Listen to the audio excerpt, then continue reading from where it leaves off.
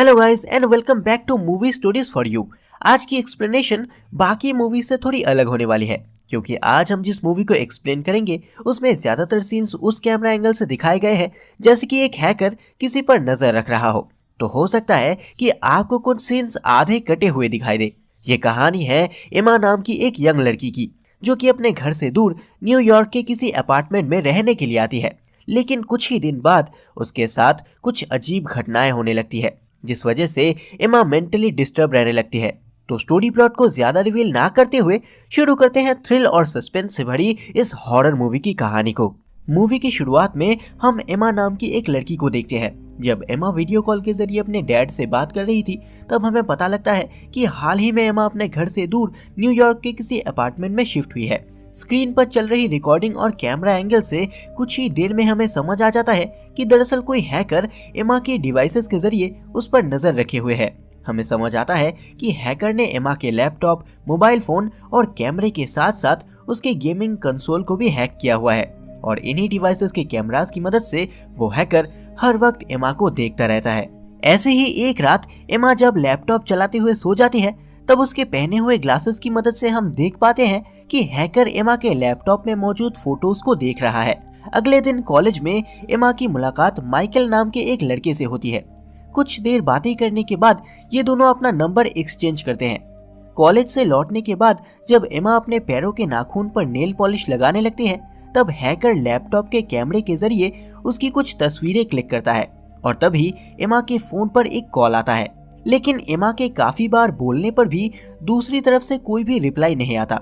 तो एमा सोचने लगती है कि शायद ये उसका एक्स बॉयफ्रेंड एलेक्स है जो कि उसे परेशान करने के लिए अननोन नंबर से कॉल कर रहा है।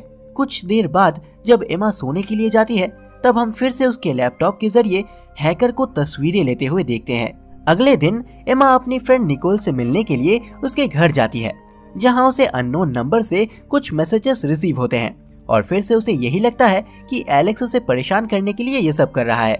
इसी बात को वो अपनी फ्रेंड निकोल से भी शेयर करती है। इसके बाद निकोल भी एमा का नया अपार्टमेंट देखने के लिए उसके घर आती है और जब ये दोनों किचन में कुछ काम कर रहे थे तब एमा के लैपटॉप में अचानक से म्यूजिक प्ले होने लगता है। हालांकि ये बात इन दोनों को काफी अजीब लगती है, लेकिन टेक्निकल प्रॉब्लम समझकर ये दोनों फिर से अपने काम में लग जाते हैं। निकोल के जाने के बाद एमा जब अपने एड्रेस पर कुछ सामान ऑर्डर करती है तब हैकर फिर से उस वीडियो को बैक करके दोबारा से एड्रेस वाली लाइन को रीप्ले करता है। हम समझ पाते हैं कि अभी तक हैकर को एमा के एड्रेस के बारे में जानकारी नहीं थी, लेकिन अब उसे पता लग चुका था कि एमा न्यूयॉर्क में कहाँ रहती है। एमा के सोने के बाद हम स्क्रीन पर एमा के पिछले कुछ दिनों की वीडियो क्लिप्स प्ले होते हुए देखते हैं। वो हैकर बार बार उन मोमेंट्स को देख रहा था जब एमा काफी खुश थी। कुछ दिन बाद जब एमा हर रोज की तरह अपनी डांस प्रैक्टिस कर रही थी तभी उसके अपार्टमेंट की डोरबेल बजती है और दरवाजा खोलने पर उसे एक कुरियर रिसीव होता है जिस पर भेजने वाले का नाम नहीं लिखा था। उस बॉक्स को खोलने पर एमा को उसमें से एक रेजर मिलता है और ये देखकर एमा थोड़ी हैरान होती है क्योंकि ये बिल्कुल वैसा ही रेजर था जैसा एमा अपनी पैरों पर इस्तेमाल करती थी। सबसे पहले एमा अपनी फ्रेंड निकोल को कॉल करके इस बारे में बताती है। निकोल उसे बताती है कि आजकल कोई सब्सक्रिप्शन या प्रोडक्ट लेने पर भी कंपनी से इस तरह के गिफ्ट्स भेज देती है। हालांकि एमा को याद नहीं आता कि उसने हाल ही में इस तरह की कोई सर्विस या प्रोडक्ट अपने लिए लिया हो। कुछ देर बाद ही जब एमा नहाने के लिए जाती है तो एमा उस रेजर को इस्तेमाल करती है और इसी दौरान हैकर एमा की कुछ और फोटोज क्लिक करता है। इसके बाद एमा जब अपनी लेग्स पर क्रीम से मसाज करती है तब हैकर स्लो मोशन में बार बार उस क्लिप को प्ले करके देखता है। कुछ ही दिनों में माइकल और एमा एक दूसरे के काफी करीब आ जाते हैं और ये दोनों एक दूसरे को डेट करने लगते हैं। ये दोनों अभी भी इस बात से बिल्कुल अनजान हैं कि कोई इन पर नजर रखे हुए है। ऐसे ही एक दिन जब एमा किसी काम से बाहर जाती है तब हैकर उसके लैपटॉप में उस वक्त की तस्वीरें निकालकर देखने लगता है जब एमा काफी छोटी थी। घर लौटने के बाद जब एमा अपना लैपटॉप देखती है तब उसे पता लगता है कि उसके फोल्डर में से कुछ फोटोग्राफ्स गायब हो चुकी है। एमा को समझ आता है कि फोल्डर में से ज्यादातर वो फोटोग्राफ्स गायब थी जिसमें वो अपने एक्स बॉयफ्रेंड और माइकल के साथ थी और अब जाकर उसे शक होता है कि शायद किसी ने उसका लैपटॉप हैक किया है। ये सब देखकर हम समझ पाते हैं कि ये हैकर कोई साइको है जो शायद एमा को पसंद करता है। इसके बाद एमा अपना लैपटॉप एक टेक शॉप पर ले जाती है लेकिन वहां मौजूद आदमी भी उसे यही सलाह देता है कि उसे अपने सभी पासवर्ड्स बदल देने चाहिए। और उस आदमी की एडवाइस को मानते हुए एमा अपने लैपटॉप का पासवर्ड बदल देती है। वापस से घर लौटते वक्त जब एमा इस इंसिडेंट के बारे में अपनी फ्रेंड निकोल से बात करती है, तब हम एमा के फोन कैमरे के जरिए स्ट्रीट का सीन देखते हैं। अगले दिन हम एमा और निकोल को कुछ स्नैक्स खाते हुए देखते हैं और यहाँ फिर से एमा को किसी अननोन नंबर से कुछ अजीब मैसेजेस रिसीव होते हैं। निकोल से पूछने पर वो एमा को बताती है कि शायद ये कोई रॉन्ग नंबर हो सकता है जो तुम्हें कोई और समझकर इस तरह के मैसेजेस भेज रहा है। हर रोज की ही तरह एमा जब अपनी डांस प्रैक्टिस शुरू करती है तो उसी दौरान हम हैकर को फिर से एमा के लैपटॉप का एक्सेस लेने की कोशिश करते हुए देखते हैं और कुछ ही देर में वो हैकर फिर से एमा के लैपटॉप को हैक कर लेता है, जिसके बाद हैकर उसके सोशल अकाउंट्स पर आए हुए मैसेजेस को देखता है। कुछ देर बाद ही माइकल यहाँ पहुँचता है, जिसके बाद एमा और माइकल साथ में कुछ अच्छा टाइम स्पेंड करते हैं। ऐसे ही माइकल जब एमा के साथ रोमांस करने के लिए आगे बढ़ता है तब एमा उसे ये कहते हुए रोक देती है कि हमें अभी जल्दबाजी नहीं करनी चाहिए। माइकल के जाने के बाद एमा सोने के लिए बिस्तर पर जाती है और कुछ देर बाद जब एमा गहरी नींद में थी तब अचानक से उसे जोर जोर से मेन डोर खटखटाने की आवाज सुनाई देती है, जिसके बाद एमा घबराकर उठ जाती है। लेकिन दरवाजे के पास जाने पर उसे फिर से कोई भी आवाज सुनाई नहीं देती। किसी बच्चे की शरारत समझकर एमा दरवाजे पर लगी की चेन लगाकर फिर से बिस्तर पर लौट आती है। अगली रात एमा अपने सोशल मीडिया अकाउंट्स को चेक करने लगती है और उसी दौरान एमा को मेल पर एक एडल्ट वीडियो रिसीव होता है। मेल एड्रेस देखने पर एमा को समझ आता है कि माइकल ने यह वीडियो उसको भेजा है और ये सब देखकर एमा को बिल्कुल भी अच्छा नहीं लगता। एमा गुस्से में माइकल को फोन करके इस बारे में पूछती है तो माइकल उसे बताता है कि आज सुबह से मैंने अपने लैपटॉप को हाथ तक नहीं लगाया। माइकल उससे पूछता है कि क्या तुम्हें पूरा यकीन है कि वो वीडियो तुम्हें मेरे ही मेल से रिसीव हुआ है। और एमा की बातें सुनने के बाद माइकल कहता है कि जरूर किसी ने मेरा अकाउंट हैक किया होगा।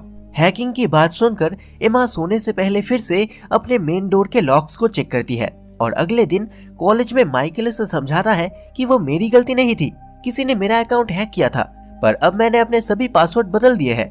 और एमा भी उसकी बातों को समझती है, लेकिन साथ ही एमा माइकल को बताती है कि आजकल मेरे साथ काफी अजीब चीजें हो रही है, इसीलिए कुछ दिनों के लिए तुम्हें मुझे अकेला छोड़ देना चाहिए। घर पहुंचने के बाद एमा अपनी फ्रेंड से बात करती है और उसकी बातों से हमें समझ आता है कि इस वक्त वो अपनी फ्रेंड निकोल के अलावा किसी और पर भरोसा नहीं कर पा रही।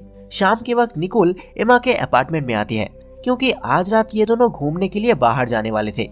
इसी दौरान जब एमा अपने कपड़े चेंज करती है तब वो हैकर फिर एमा के बैग में पड़े फोन से एमा की कुछ तस्वीरें क्लिक करता है।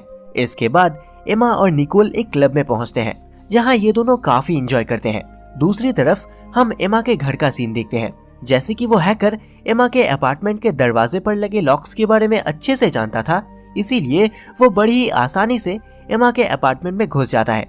कुछ देर बाद जब एमा अपने अपार्टमेंट में लौटती है तो थकान की वजह से वो लॉबी में पड़े सोफे पर ही लेट जाती है, पर वो इस बात से बिल्कुल अनजान थी कि वो अनजान आदमी अभी भी बैल्कनी में छुपा हुआ है। सीन यही कट होता है और अगली सुबह हम एमा को सही सलामत नींद से जागते हुए देखते हैं। हम समझ पाते हैं कि वो हैकर एमा को बिना कोई नुकसान पहुंचाए यहाँ से निकल चुका था।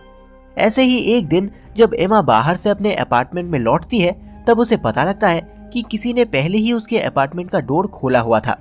ये देखकर एमा तुरंत निकोल को फोन करके इस बारे में बताती है और निकोल से बात करते हुए ही एमा किचन में पड़ा हुआ चाकू उठाकर अपना अपार्टमेंट चेक करने लगती है। हम देखते हैं कि हैकर अभी एमा के फोन के कैमरे के जरिए उस पर नजर रखे हुए था। इसी दौरान अचानक से एमा की आवाज आना बंद हो जाती है, जिस वजह से निकोल घबराने लगती है। लेकिन कुछ देर बाद निकोल को समझ आता है कि उसकी गलती की वजह से एमा का फोन स्टोर रूम में गिर गया था।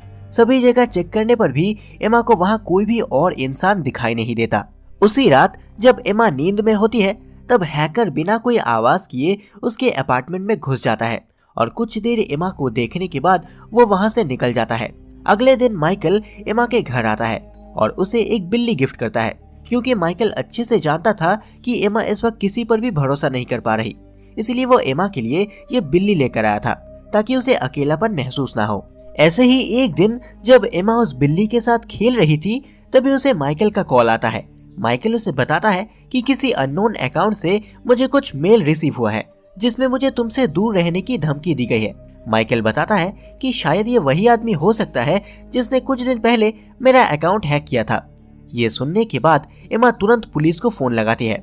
वो अपने और माइकल के साथ होने वाले इंसिडेंट के बारे में पुलिस को बताती है, लेकिन जैसे कि अभी तक एमा के साथ कोई फिजिकल हैरासमेंट नहीं हुआ था, इसीलिए पुलिसमैन उससे कहता है कि अभी तक कोई भी क्राइम नहीं हुआ है, इसीलिए हम किसी को भी शक के आधार पर इन्वेस्टिगेट नहीं कर सकते।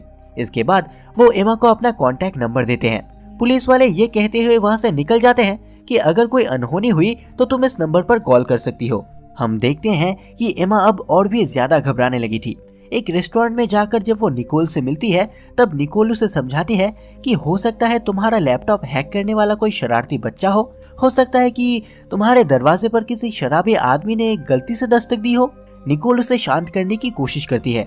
इसके बाद एमा जब वापस अपने अपार्टमेंट में लौटती है, तब उसे वहाँ अपनी बिल्ली की लाश दिखाई देती है। मरी हुई बिल्ली को देखने के बाद एमा माइकल और अपने माँ से बात करती है।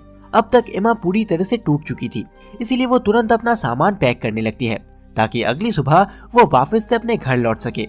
इसी दौरान फिर से उसे किसी अननोन नंबर से कॉल आता है और पिछली बार की ही तरह एमा के बार बार बोलने पर भी उसे दूसरी तरफ से कोई भी रिप्लाई नहीं मिलता। एमा का शक फिर से अपने एक्स बॉयफ्रेंड पर जाता है। उसे लगता है कि वही उसे पिछले कुछ दिनों से परेशान करने की कोशिश कर रहा है, इसीलिए वो एलेक्स को कॉल करके उस पर गुस्सा करने लगती है। एमा को इस तरह की बातें करता देख एलेक्स उसे बताता है कि मैंने ऐसा कुछ नहीं किया जैसा तुम सोच रही हो। एलेक्स उसे रिलैक्स करने की कोशिश करता है, जिसके बाद एमा उसे सॉरी कहते हुए फोन काट देती है। अब एमा को अपने अपार्टमेंट में रहने से डर लगने लगता है, इसीलिए वो एक कैफे में जाकर बैठ जाती है।